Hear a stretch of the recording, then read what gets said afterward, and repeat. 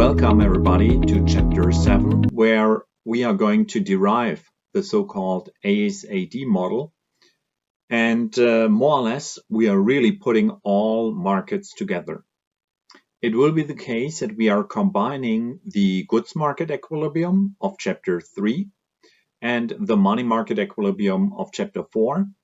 And these two equations together will in the end display the demand side of the economy, and then we will use the insights which we gained in chapter 6, like the labor market model, and this will model in the end the supply side of our economy. Let's have a quick view of what's going on in this chapter. In the first step, we are going to combine some elements from chapter 6, like the wage equation and the price setting relationship, and we will derive in the end the so-called AS relationship. We'll talk about the characteristics of this curve, and then we will switch to the demand side. Here you can see once more the goods market equilibrium condition as well as the money market equilibrium condition. And we will use these two equations to model the demand side. We'll derive a so-called aggregate demand relationship.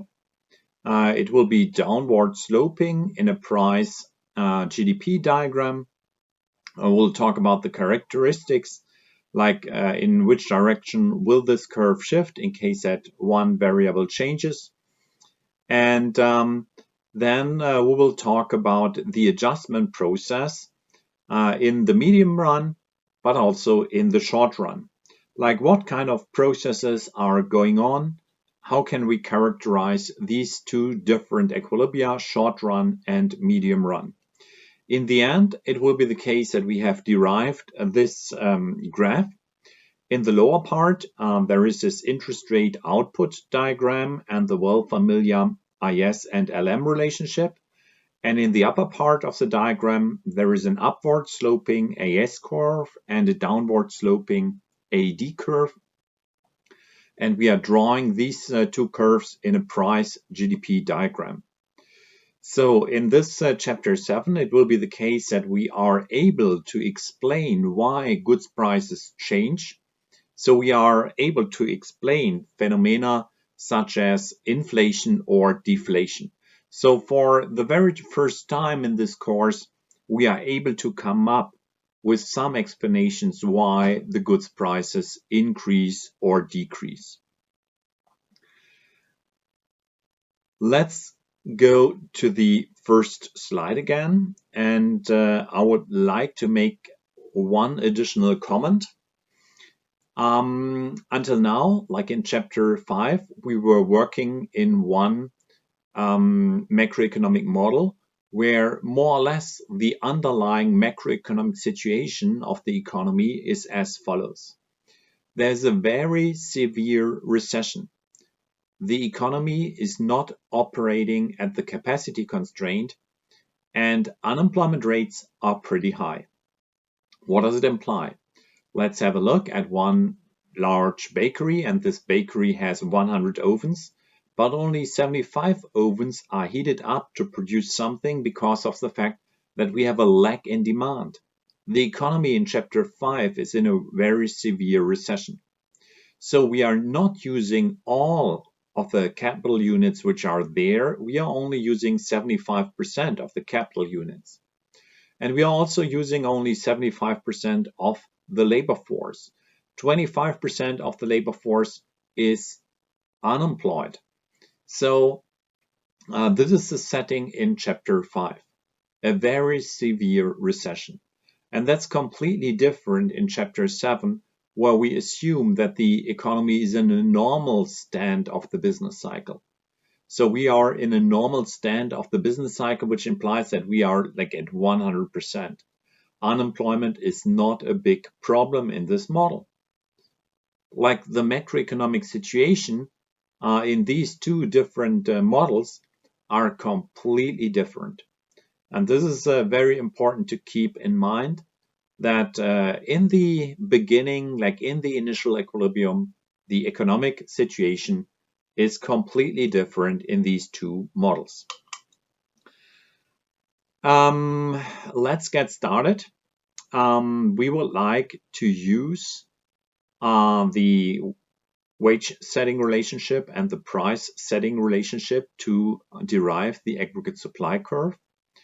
The aggregate supply relationship captures the effect on output on the price level.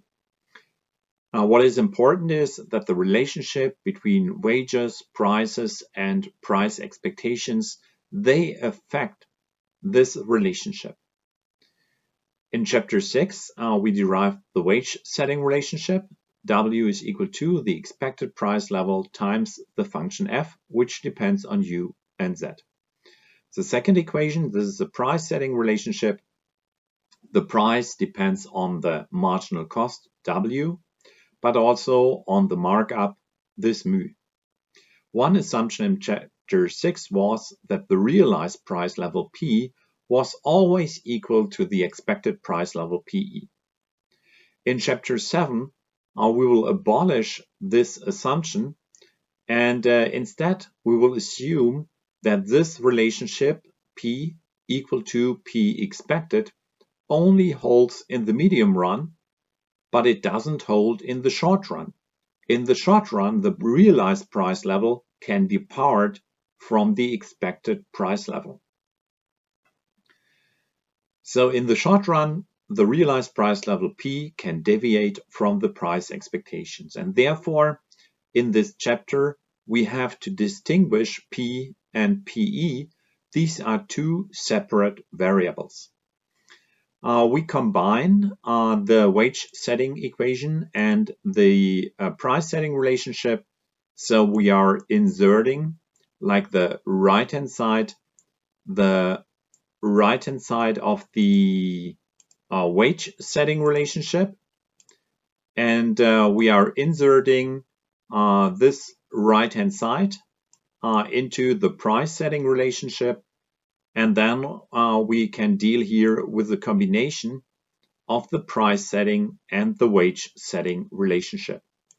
So the yellow elements in equation 7.1, they stem from the wage setting relationship, and this 1 plus mu stems from the price setting relationship. When we look at equation 7.1, it is the case that we have no direct relationship between P and Y. On the right-hand side of equation 7.1, there is no Y on the right-hand side. But it's important that we modify this equation in a way so that in the end, this function depends on the GDP level of this economy, because we want to derive the AS curve in a diagram where we have a relationship between prices and the GDP level, the output level. Therefore, we have to perform some modifications. But first, let's have a look at equation 7.1. The price level P depends on the expected price level PE from the wage setting relationship, the unemployment rate U, the markup mu, and all other variables Z. Mu and Z are exogenous, and we assume here that they are constant. Now I would like to do this modification so that in the end, this equation depends on GDP. The unemployment rate U is defined as the number of unemployed divided by the labor force. The number of unemployed, this is the difference between the labor force minus the employed people. So L minus N is equal to U. Then we have an L in the numerator and an L in the denominator. This will cancel out. We get a 1 here. 1 minus N over L. Now we can insert the production function instead of N. Due to the fact that we have a very, very simple production function, Y is equal to N, like one professor can give one lecture. Y is equal to N, N is equal to Y. And hence we can substitute Y instead of N. So in the end, we get to this relationship here that the unemployment rate is equal to 1 minus y over L. And hence we can now substitute this relationship here, and we are substituting it in equation 7.1 for the unemployment rate. So that now we have a relationship in equation 7.2 between, on the left-hand side, there is the price level, and on the right-hand side, there is a GDP level. And now we are able to derive the aggregate supply relationship. The price level P varies positively with the price expectations. So when the price expectations increase, also the prices will increase. This will in the end lead to a shift of the aggregate supply curve. And the prices also vary positively with the income level. Therefore, it is a case that the AES curve has a positive slope. The AES curve has a positive slope in this price GDP diagram. Like here, you can see one or like even two AES curves. We are drawing these AES curves in a diagram where the price level is on the vertical axis and the GDP level on the horizontal axis. In this box, you can find three important characteristics, and in the next few slides, I will talk a little bit more about these characteristics.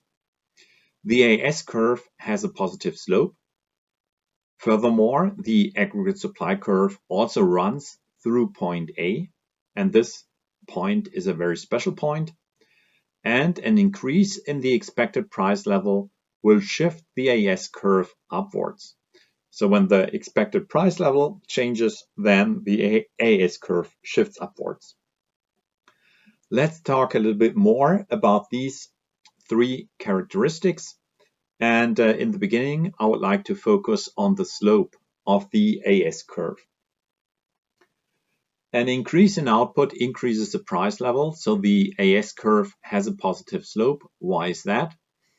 In case that GDP increases, then it is of course related to the labor market.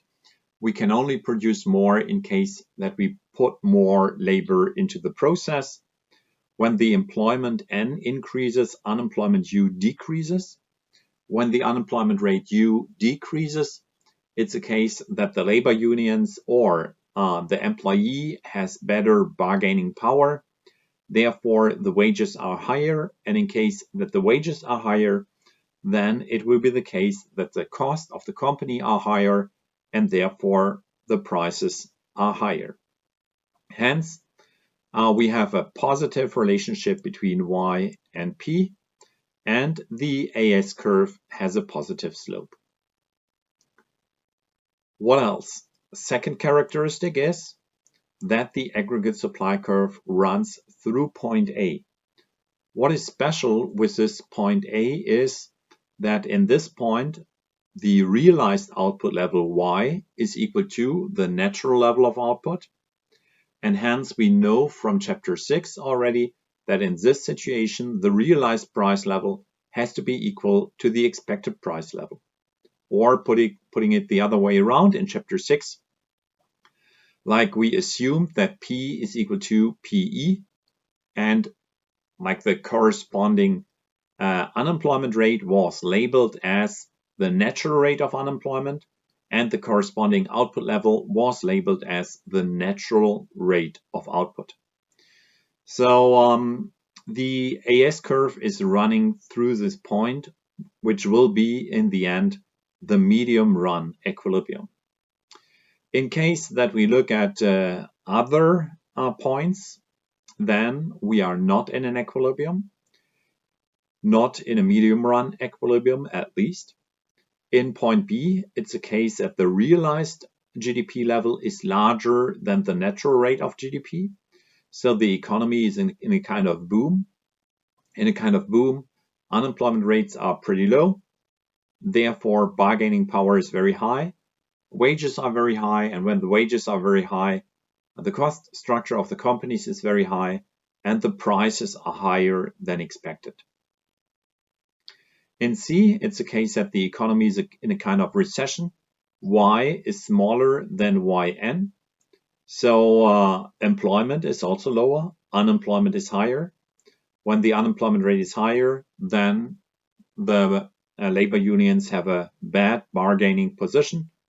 Wages are lower, and when the wages are lower, cost structure is lower, and the prices are lower than expected. So the realized prices in C are lower than the expected price level.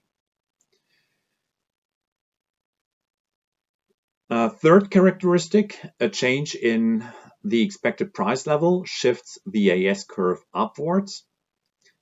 In case that the expected price level decrease, then of course the AS curve will shift downwards. Why is that? The argumentation is when the price level is higher, wages are higher. When the wages are higher, prices are higher, and therefore the AS curve will shift upwards. In the following, we will use a numerical example which stems from one of the assignment questions of the textbook. We'll assume that the AS curve is linear. We'll assume this linear relationship, which is given here. We assume that the natural level of output is equal to 2000. The slope of this AS curve should be equal to f, and hence the numerical example equal to 0.002. And in the beginning, we assume that the expected price level is equal to 1. Therefore, you can already see here that this AS curve is running through this very important point A. In point A, it's a case that the realized price level is equal to the expected one, and then the realized output level will be equal to the natural level of output. And the slope of this curve is given by this relationship. When you go 500 steps to the right, the curve goes one step upwards, so the slope is equal to f equal to 0.002. Furthermore, it is the case that when the expected price level increases from the level 1 to the level 2, then the AS curve will shift upwards. This curve will shift upwards like by 1 unit in case that the price expectations increase by 1 unit. So now we have talked about the AS relationship, and in the next step we'll talk about the aggregate demand relationship. In case that you need a break, it's a good idea to make this break here. Perhaps you want to read in the textbook, but I'll proceed with deriving also the aggregate demand relationship in this video. The aggregate demand captures the effect of the price level on the demand side of the economy, and the aggregate demand depends on the equilibrium conditions for the goods market and the financial markets. So here it will be the case that IS and LM will play a role. So we will use the insights from chapter 3 and chapter 4 as well as chapter 5 so that we can derive this aggregate demand relationship. We will perform this derivation graphically. So in the lower part, we can see our basic scenario you are already familiar with from chapter 5. We have a downward sloping IS curve, upward sloping LM curve in an interest rate GDP diagram. And in the basic scenario, the goods prices were equal to 1.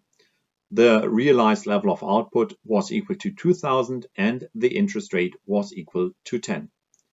So we have already found one point on our aggregate demand relationship. When the price level is equal to 1, the aggregate demand is equal to 2000. And now we would like to find out what happens if the goods prices increase from 1 to 2, will it lead to a decrease in demand? Then the aggregate demand curve would have a negative slope. When the demand is constant, the aggregate demand curve would be like a vertical line. And in case that the price increase leads to an increase in demand, the aggregate demand relationship would have a positive slope. Let's check in the lower diagram what happens if the price level increases. In case that you have no clue, you have to go back and look into the equations. And there you find a price level here. When the prices increase, then real money supply decreases, and therefore the LM relationship will shift to the left. So when the goods prices increase, it has a negative effect on money supply, and the LM curve shifts to the left. The LM curve shifts to the left when the prices increase, and therefore it is the case that here goods demand is on a lower level than before. Hence we have found a second point. When the price level is equal to 2, then goods demand is equal to 1,500, and hence we can combine these 2 points here, and we learn right now that the aggregate demand relationship is downward sloping. The aggregate demand relationship is not a linear curve, but it's a convex curve. This is due to the fact that the price level is in the denominator of this fraction, like m over p. Therefore, this relationship is convex. But this is a detail which is not very important. You will also see some assignment questions or questions which are solved in the exercise class where we assume that also the aggregate demand relationship is a linear curve.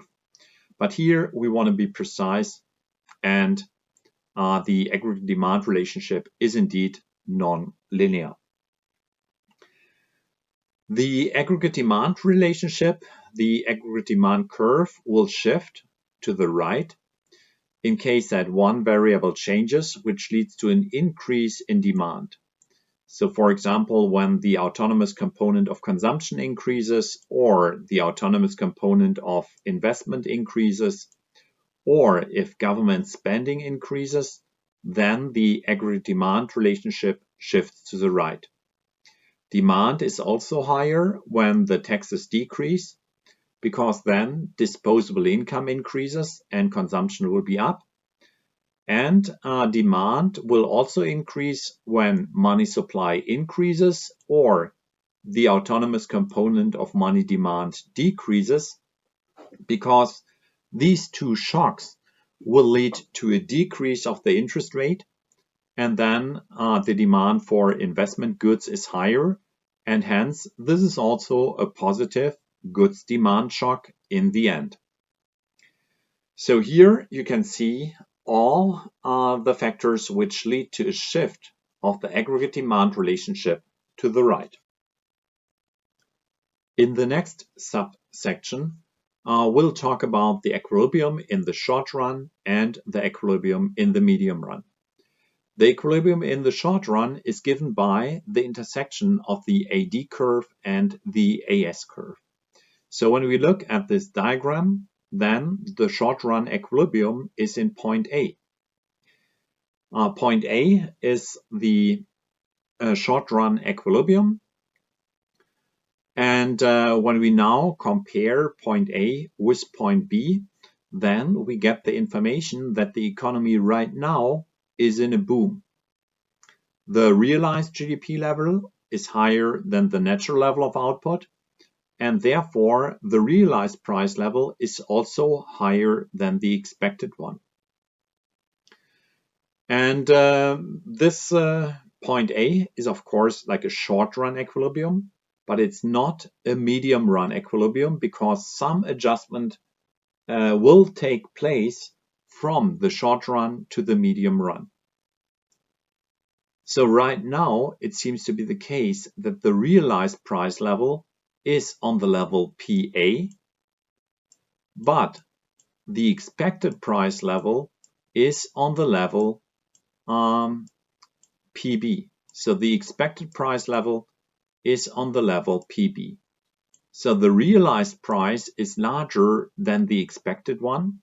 And when the realized price is larger than the expected one, then it will be the case that the realized real wage is lower than expected. When the realized wage rate is lower than expected, it will be the case that in the next point in time when there are wage negotiations, especially the labor unions will ask for a higher wage rate. So when the next wage negotiations takes place, it will be the case that price expectations are adjusted, price expectations increase. So it will be the case that the AS curve shifts upwards, and then we get a new intersection here in this point A prime. It will be the case that the prices increase from the level PA to the level PA prime. There is some cost pressure because of the fact that the wages are adjusted. It will be the case that the cost structure changes on the side of the companies and they will increase prices. Always when there are wage negotiations, it will be the case that the wages will be adjusted. The wages will be adjusted according to the realized price level, which is now on a higher level. When the wages are adjusted, it will be the case that costs increase once more and prices increase until we reach a new equilibrium here in this point A double prime. In this point, it will be the case that the realized output level is equal to the natural level of output, and the realized price level is equal to the expected one. So then the economy has reached the new medium run equilibrium. Now we have derived the aggregate demand curve, the aggregate supply curve in the upper diagram in a price output diagram. In the lower part, we can see the demand side of our economy, IS and LM relationship, which are inserted in an interest rate GDP diagram. They symbolize the demand side of our economy. Now we have rolled out the model and we can start to work with this model.